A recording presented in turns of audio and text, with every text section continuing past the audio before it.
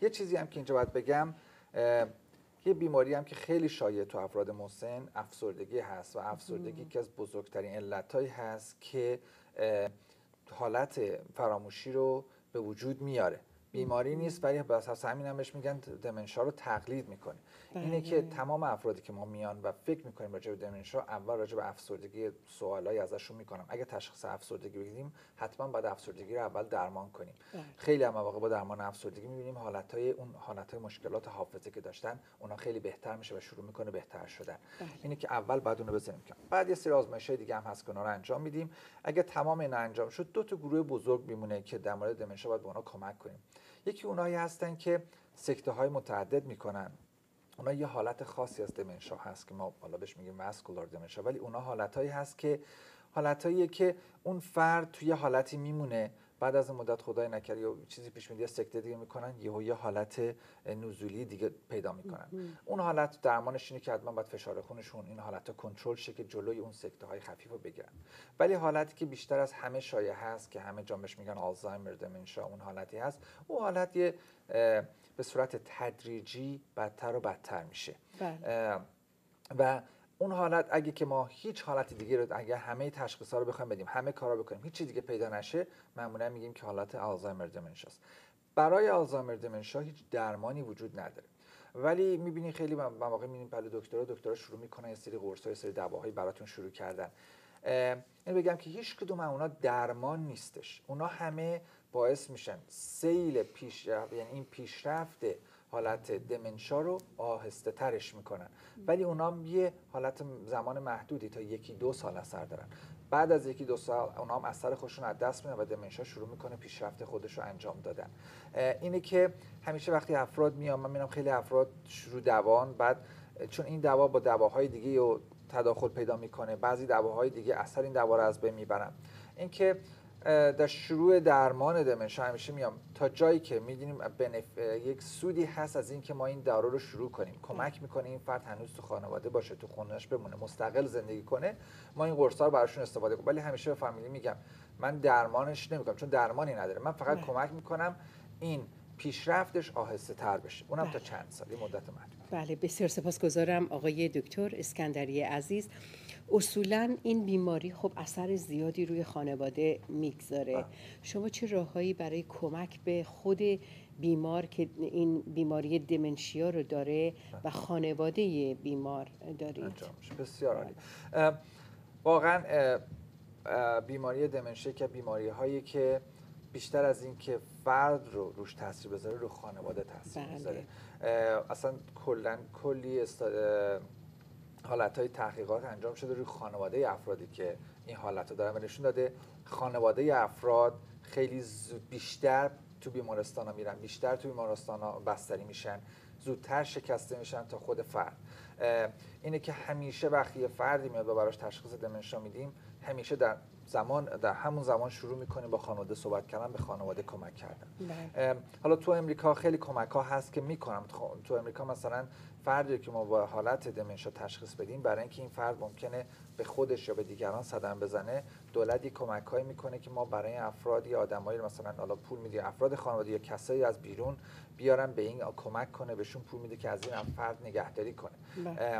و این کمک میکنه به خانواده، برای اینکه واقعا خب فرهنگ ما یه جوری که همیشه خودمون دوست داریم به مثلا پدر مادر یا زن به همسر، به شوهرشون، به اعضای خانواده به هم دیگه کمک کنم و دوست داریم همه خودمون همدیگه رو نگه داریم. این باعث میشه که یک نفر وقتی میخواد از اون فرد نگهداری کنه روش فشار زیادی بشه.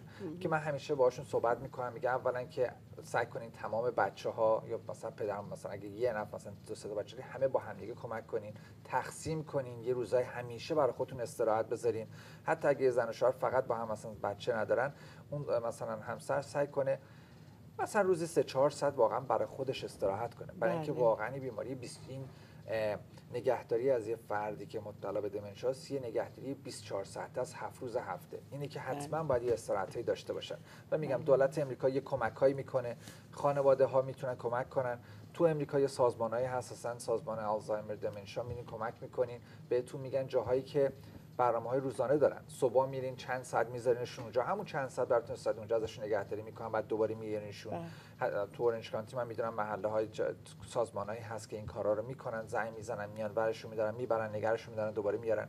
همینا به افرادی حالت استراحت میده به اون فردی که میخواد ازش نگهداری کنه که بتونه تجدید قوا کنه، آماده باشه برای بعدش. بسیار سپاسگزارم آقای دکتر اسکندری عزیز. چه مشکلاتی در رابطه با نگهداری و درمان افراد به این بیماری وجود داره؟ بله. مشکلش اینه که متاسفانه با پیشرفت بیماری این افراد خب یه ذره حالتی میشه که چون خودشون راجع به بیماری خودشون چیزی نمیدونن، اینه که شروع میکنن به مبارزه کردن. آیا شما آگاهشون میکنید؟ باید ببینید وقتی یه نفر دمنشا پیدا میکنه، حالت دمنشا اینه که زمینه‌های مختلف مغزی رو تحت تاثیر قرار میذاره، هم در مورد صحبت کردن، هم در مورد حافظه، هم در مورد فعالیتاشون، راه رفتن، غذا خوردن، تمامو تاثیر میذاره.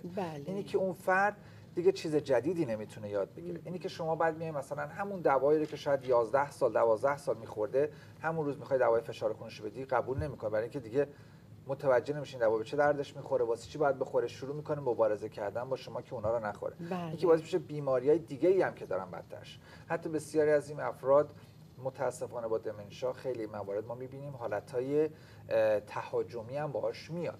حالا نه تنها حالت افسردگی، حالت تهاجمی میاد، شروع میکنن دعوا کردن چون نمیدونن واقعا که چطور باید رفتار کنن و هر کاری که شما میکنین اگه باهاتون مخالفت کنن شما شروع کنی باهاشون بگین این کارو باید بکنی، حالت تهاجمی پیدا میکنن و هم برای خانواده بد میشه، دواهاشون رو بعد یه سری دواها ما میدیم که کنترل کنه ولی متاسفانه اون دواها رو هم نمیخورن. اینکه من خانواده‌های خیلی مختلف دارم که راههای مختلف پیدا میکنن که این دواها رو یه جوری بهشون بدن، حالا تو قاطی غذا میکنن هر شده بهشون بدن که این حالت کنترل بشه.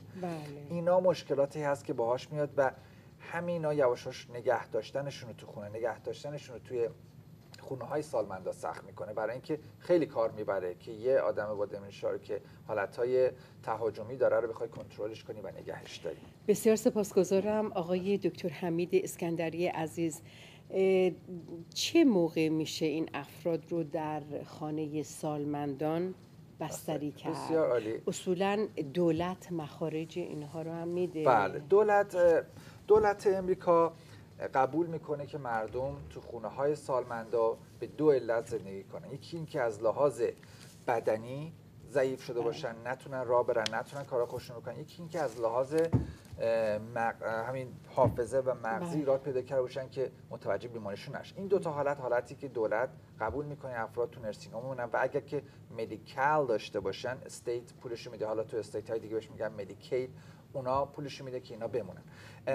مشکلی که هستش در این مورد اینه که افرادی که از لحاظ بدنی هنوز راحت، هنوز میتونن راه برن، میتونن برن مثلا خودشون راه برن تو نرسینگ هوم، اینا این ترسو دارن که ممکن از نرسینگ هوم یهو از خونه سالمندا بری بیرون. اینکه باید خونه های سالمندای خاصی باشه که مثلا بهش میگن لاکت، اینه که دراشون همه زنگ دارن، اگه فرد بخواد بره بیرون آژیر میزنه، این کارو بکنن. اونا متاسفانه تعداد زیادی، مثلا تو اورنج کانتی من میدونم 2 تا یا 3 تا فقط از اینا هستش، تو مناطق دیگه کمتره. اینا تنها جاهایی هست که دولت پولش میده. جاهای دیگه هم هست بعد از اونا که بعضی موقع ما میگیم مثلا افرادی هستن که اینجا بهشون میگیم بردنکری، خونه‌ای هست که مثلا یه نفر 4 تا اتاق داره، هر اتاقی که اینا نگه می‌داره و یه 24 ساعت هم یه نفر اونجا هست. خیلی سخت نگه داشتنش اونجا، ولی بعضی این کارو میکنن، نگه می‌دارن، ولی اونا دیگه میره چون دولت یه مقدارش میده، بقیه نمیده، بقیه رو خود خانواده باید پرداخت کنن برام.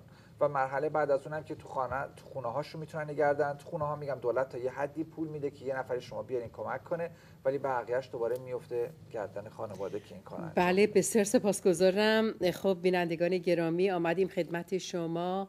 اگر سوالاتی دارید میتونید از آقای دکتر حمید اسکندری متخصص طب داخلی و سالمندان.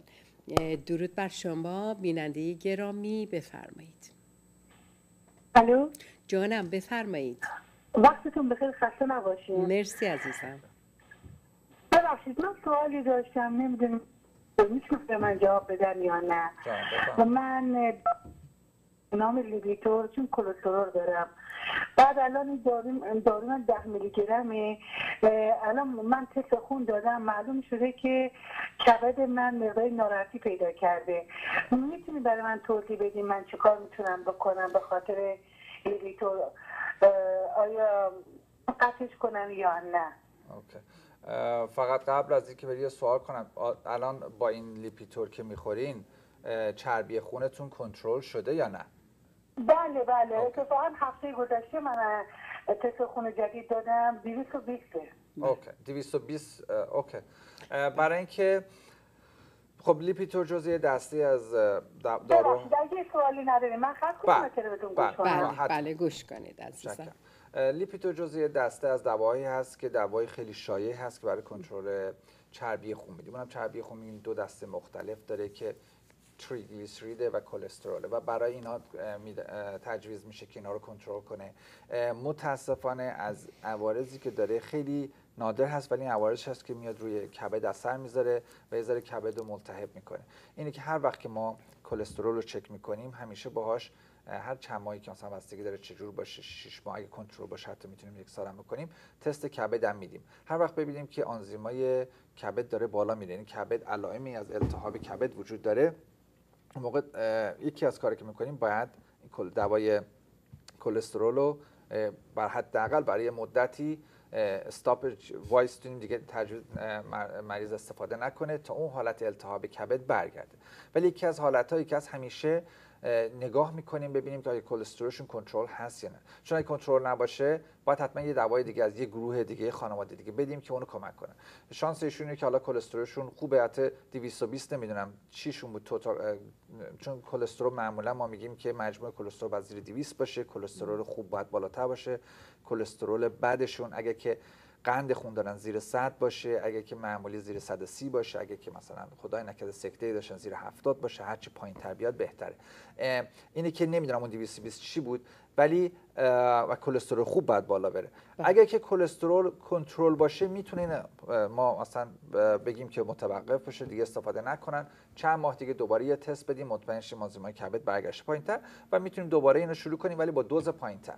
معمولا بعضی افراد هم اگه خیلی کبد ملتهب نباشه میتونیم بگیم مثلا حتی یه روز در میون بخورن که یه ذره این به کبدشون استراحت هم بدن. بله بسیار سپاسگزارم. بینندگان گرامی اگر مایل هستید که با آقای دکتر حمید اسکندری همکنون در این لحظه تماس حاصل کنید با این شماره‌ای که همکنون روی تصویر تلویزیون هست تماس بگیرید، چون تلفن 949 آفیسشون هست که میتونید فردا صبح زنگ بزنید.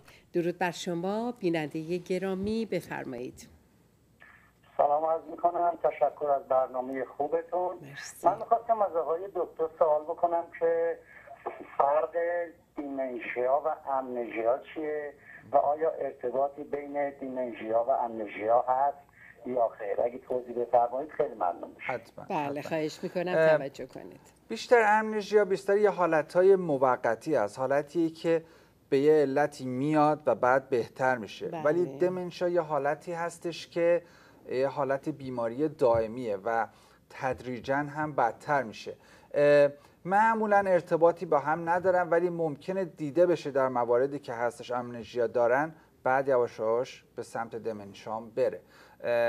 یه حالت دیگه هم که الان گفتن یادم اومد اینم بگم، یه حالت دیگه هم که بعضی موقع هست بهش میگن دیلریوم، یه حالت مثلا حالت هذیونی هستش که بعضی موقع وجود میاد. توهم بیشتر از توهمه. دیلریوم حالتهایی هستش که معمولا تو افرادی میبینیم که حالت دمنشیا رو دارن، بعد یه حالت حادی براشون پیش میاد، حالا یا میرن بیمارستان یا عفونت میگیرن یا عفونتایی میگیرن که بعد مثلا توی بیمارستان بستری میشن یا شرایط زندگیشون عوض میشه. چون یا افرادی که حالت دمنشیا رو دارن اون حالت که باید مغز شرایط عوض شدن شرایط رو بتونه کنترل کنه، بتونه باهاش تطابق پیدا کنه، اون حالتشون کمتره، اون تغییرات رو خیلی کمتر میتونن قبول کنن.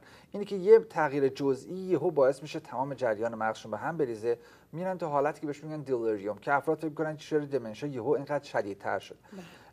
دیلریوم حالتی که مثلا صبح میبینی آدم حالشون بهتره، ولی با غروب روز که میشه، به ساعت غروب آفتاب که میریم، حالشون خیلی بدتر میشه و بعد دوباره فردا صبح بهتر میشه، هی عوض میشه تو روز.